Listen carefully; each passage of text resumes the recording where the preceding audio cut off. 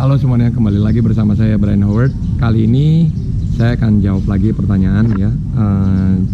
Jadi hari ini tanggal 28 Februari ya.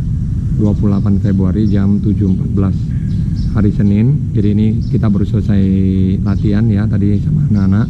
Nah, saya nggak lama-lama lagi, saya akan langsung jawab pertanyaan. Di sini ada 6 pertanyaan ya, dan minggu ini udah minggu pertamanya di bulan Maret ya. Nah, jadi udah masuk ke bulan Maret, dan mudah-mudahan semuanya juga tambah semangat, dan apabila ada pertanyaan bisa langsung sampaikan ke kolom komentarnya ya. Oke, saya langsung jawab pertanyaan yang pertama di sini. Nah, pertama itu, Coach mohon izin bertanya, adakah program latihan untuk menurunkan berat badan? Terima kasih. Nah, kalau untuk menurunkan berat badan itu set aerobik ya, itu set aerobik salah satu bentuk program yang untuk menurunkan berat badan. Nah, kalau misalnya pertama kali itu ya build up dulu ya. Jadi misalnya kalau overweight anak ini ya, kita coba build up dia punya program endurance. Contohnya dari 10 kali 100 masuk ke 10 kali 150, naik lagi ke 10 kali 200, ataupun boleh mulai dari contoh 5 kali 200, 6 kali 200, 7 kali 200 ya, dan seterusnya ya, dan sampai seberapa dia sanggupnya. Nah, itu salah satu programnya ya. Lalu habis itu pertanyaan yang kedua di sini ya. Malam Coach, salam kenal, saya April dari Boyolali. Terima kasih terbantukan materi-materinya buat saya yang masih minim ilmu, baru 3 bulan ambil sertifikasi pelatihan lisensi D. Semoga di tahun berikut bisa lanjut ke C dan B. Coach, saya mau tanya, siswa saya cowok usia 11 tahun sudah mahir di gaya bebas dan dada. Latihan apa yang harus diperlukan untuk menjadi atlet? Kebetulan Maret dan Mei ada kompetisi KU di Jawa Tengah. Nah, kalau untuk umur 11 tahun ya, cowok, nah itu bebas dan dada. Kalau bisa usahakan sudah coba menguasai 4 gaya ya, yaitu dengan coba latih dengan drill ya. Kalau programnya bisa dilihat di program yang barusan saya buat itu 2 minggu yang lalu, itu ada di papan tulis, teman-teman bisa dengerin yang baik, dan boleh juga diterapkan. Drillnya sudah saya buat videonya masing-masing itu per 1 gaya, jadi teman-teman bisa satu kali sesi latihan tuh boleh kasihkan 2 drill dan diulangin terus ya. Jadi program apa yang harus diperlukan untuk menjadi atlet? Ya drill itu dulu ya, supaya anak-anak ini bisa menjadi bisa 4 gaya itu sempurna dan dikerjakan dengan benar. Lalu habis itu berikutnya program-program latihan yang dimasukkan adalah speed, aerobik, dan race pace ya. Nah, itu sudah pernah saya bahas sebelumnya dan bisa ditonton di video-video yang sebelumnya ya. Nah, lalu habis itu kalau kebetulan Maret dan Mei ada kompetisi ya, kalau kompetisi bagus itu untuk evaluasi dan dicatat anak-anak hasilnya berkembang apa enggak ya. Nah, lalu untuk anak 11 tahun usahakan diarahkan ke program jarak panjang dulu ya. Jadi ruangnya lebih banyak dan juga majunya bisa kelihatan, ruang majunya lebih banyak daripada ketika mereka berenang hanya jarak pendek ya. Nah, lalu 4 gaya itu kalau bisa usahakan stroke-nya juga sempurna ya, jangan berantakan stroke-nya, teknik berenangnya maksudnya ya. Oke, nah ini pertanyaan yang ketiga. Salam olahraga Coach, izin mau bertanya kembali, rekomendasi makanan atau minuman saat dan sesudah selesai latihan dan mau lomba apa ya Coach? Terima kasih, semoga berkenan menjawab pertanyaannya. Untuk anak-anak 6 tahun sampai 10 tahun Coach.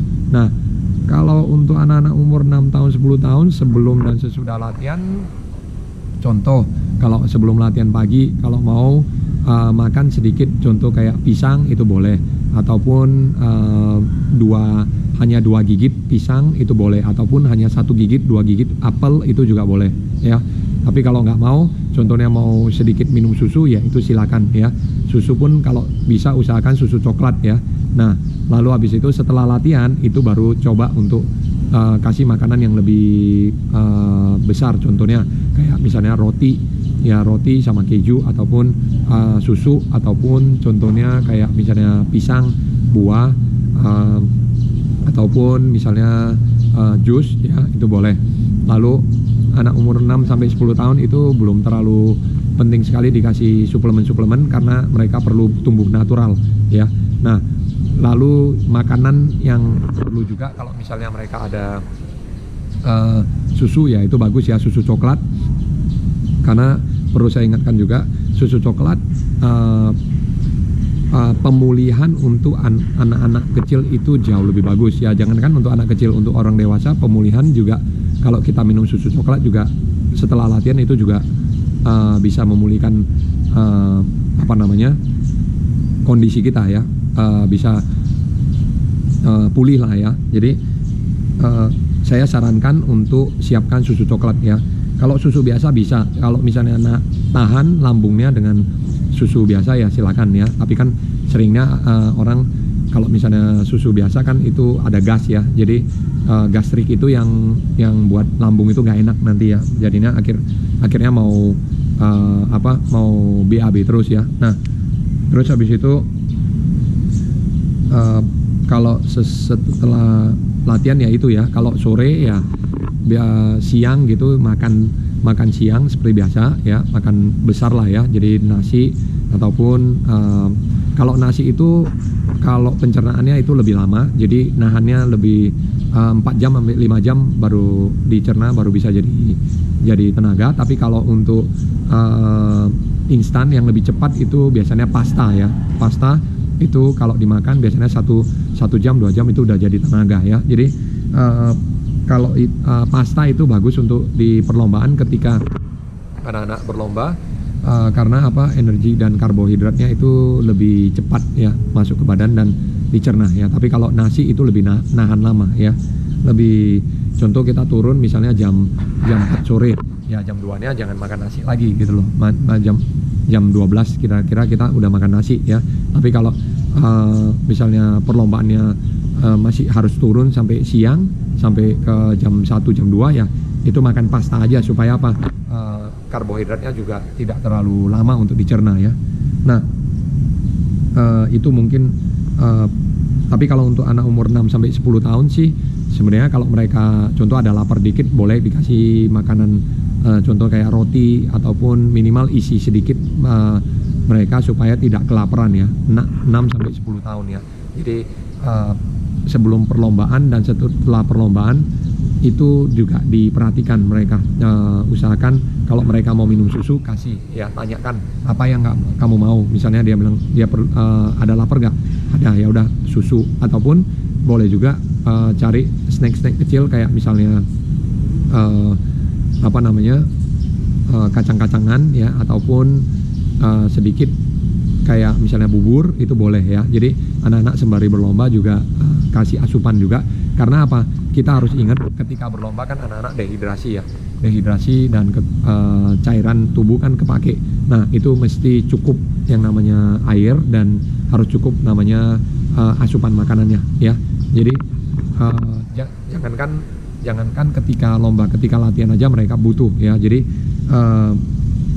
ketika anak-anak umur 6 sampai 10 tahun itu memang usahakan jangan sampai anak-anak ini kelaparan. Karena apa? Mereka ketika latihan itu juga butuh asupan makanan supaya mereka punya tenaga gitu ya, punya gizi untuk dibakar ya gitu, kira-kira gitu ya. Jadi saya selalu ingatkan kepada anak-anak itu bawa botol minum ke kolam itu yang besar dan penuh. Setelah latihan tuh coba diminum pelan-pelan, jangan sampai tunggu sampai kehausan dulu sampai benar-benar udah kering baru mau ngisi gitu. Akhirnya apa? Otot-ototnya sudah jerit gitu loh, sudah capek gitu baru minta diisikan gitu loh. Jangan seperti itu. Kita minimal ngisi dulu. Contoh, kita kalau bisa ngisi ke badan kita 100, energinya 100, kita kepake 50, sisa 50 itu lebih bagus daripada kalau ini contoh saja ya. daripada kalau kita sama sekali nggak isi, kita sudah minus 50 baru kita isi 100, itu sudah pelan ya. Jadi pemulihannya jauh lebih pelan sudah ya. Jadi itu salah satu kayak ilustrasi saja ke teman-teman. Jadi kita lebih bagus isi, lalu habis itu kepake 50%, habis itu kita isi lagi ya. Jadi daripada kita kosong seperti ini, sama sekali kosong, terus habis itu kita minus ke bawah, habis itu kita baru mulai mau ngisi ke atas, itu sudah pelan pemulihannya ya. Nah, sama kayak charger baterai. Kalau kita baterainya lebih bagus kita cas dulu, habis itu kita pakai, daripada kita sambil cas sambil pakai, akhirnya apa, handphonenya juga nggak ngisi-ngisi. Jadi kita, ya itu ya, salah satu ilustrasinya, contohnya ya. Oke, ini sekarang pertanyaan yang keempat ya. Nah, ini ada di video pemikiran saya tentang race-pace set latihan renang. Kelas progresif itu maksudnya gimana ya, Coach? Nah, oke, jadi kelas progresif itu, ini video udah lama ya, udah hampir 2 tahun ini saya buatnya ya, ketika pandemi itu 2021, seingat saya waktu persiapan PON ya. Nah, kelas semi progresif itu maksudnya gini loh, kalau misalnya di klub kan itu ada kelas yang namanya Learn to Swim, mulai dari C, mulai dari B, mulai dari A, jadi jenjang-jenjangnya ya. Jadi umumnya itu ada yang belajar 1 gaya, belajar 4 gaya, lalu habis itu yang C biasanya yang baru-baru mulai, yang belajar underwater breathing, basic lah ya.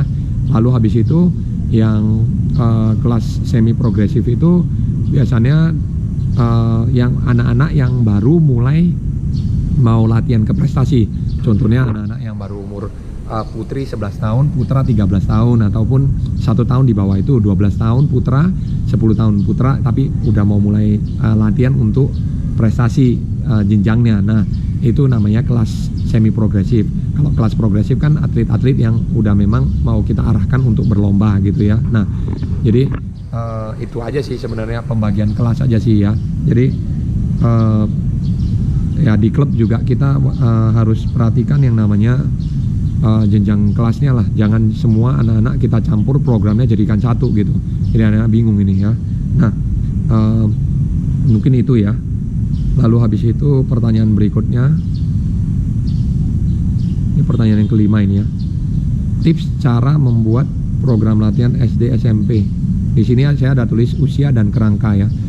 Ya, perlu diperhatikan ketika pembuatan program itu, usia dan kerangka itu wajib diperhatikan juga, karena kita bukan ngelatih anak-anak, contoh kita ngelatih anak-anak SD, tapi kita kasih program SMP, SMA, itu jadi bingung mereka ya.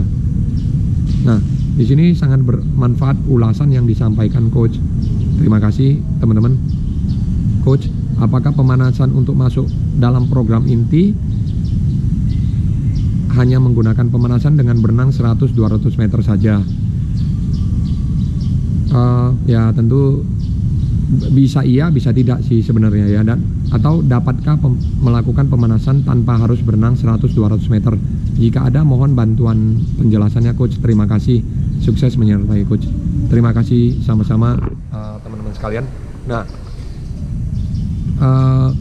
kalau pemanasan itu ya tidak wajib harus 100-200 sih. Contoh misalnya kalau pemanasan di set, misalnya ini ya, di set anak-anak yang kecil ya, kita kan kalau di sini kan kita perhatikan, mungkin kalau kita buat program untuk SD SMP misalnya, ya itu kita buat aja pemanasan contoh 6x100, 5x100 itu berenang gaya bebas.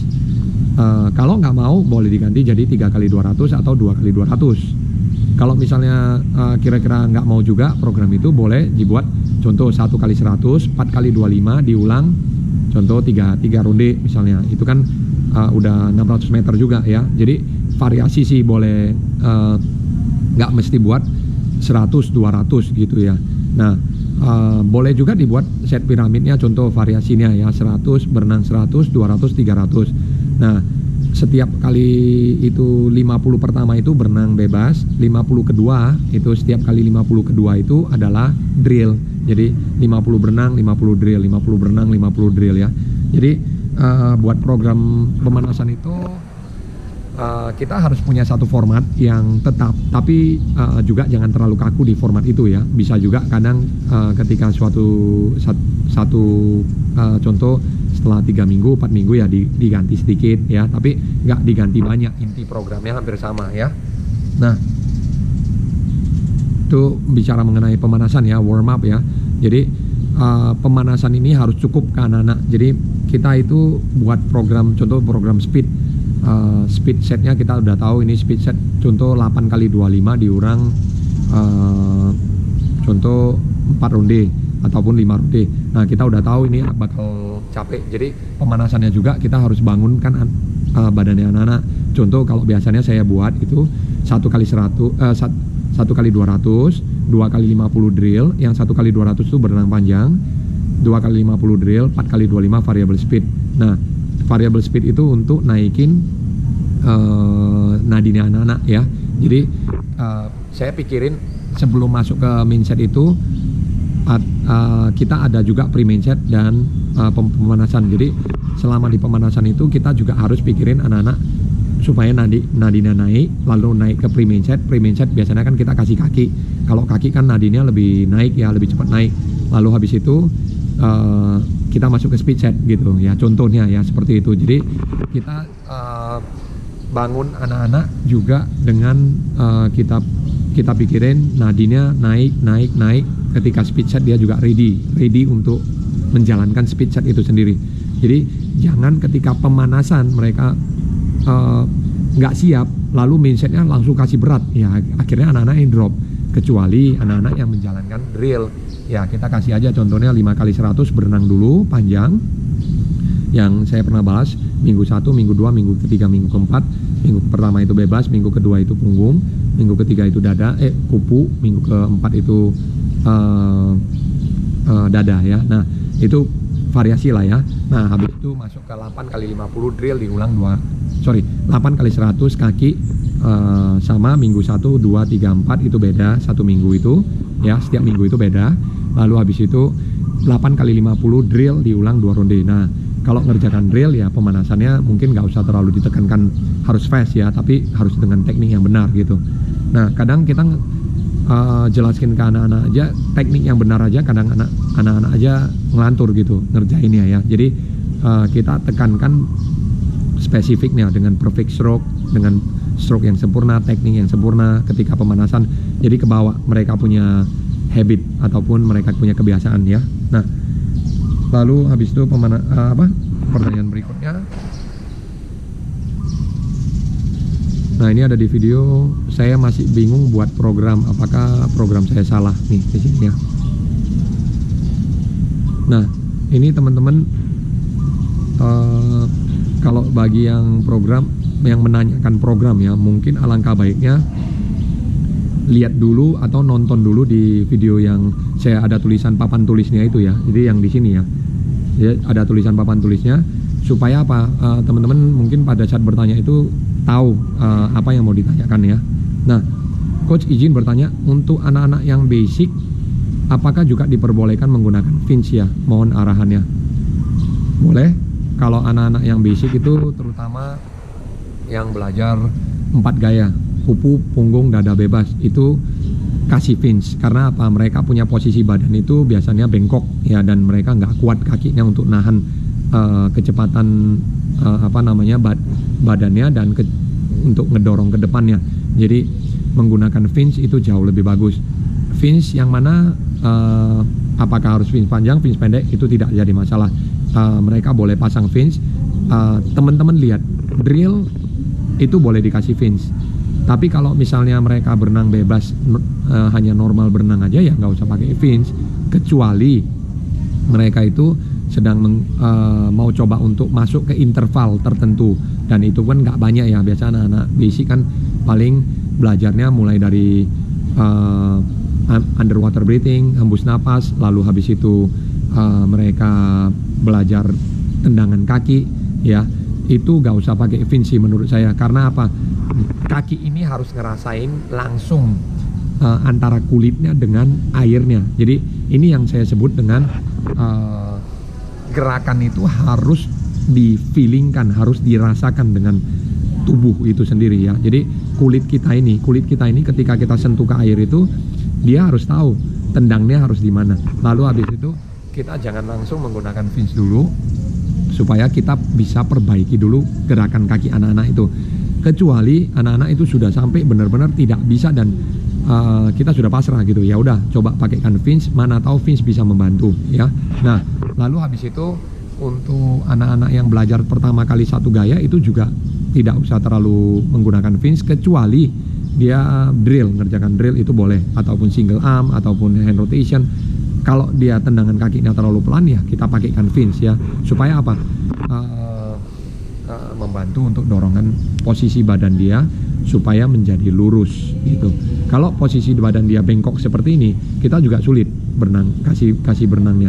Jadi kasih posisi badan dia lurus, dia menggunakan fins itu tidak jadi masalah ya. Oke. Jadi mungkin itu terjawabkan. Kalau ada yang kurang paham, teman-teman boleh langsung tuliskan komentarnya di kolom komentar ya.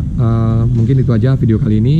Jangan lupa berikan kritik dan saran di kolom komentar. Saya Brian Howard, sampai jumpa di video berikutnya. See you in the next video. Bye.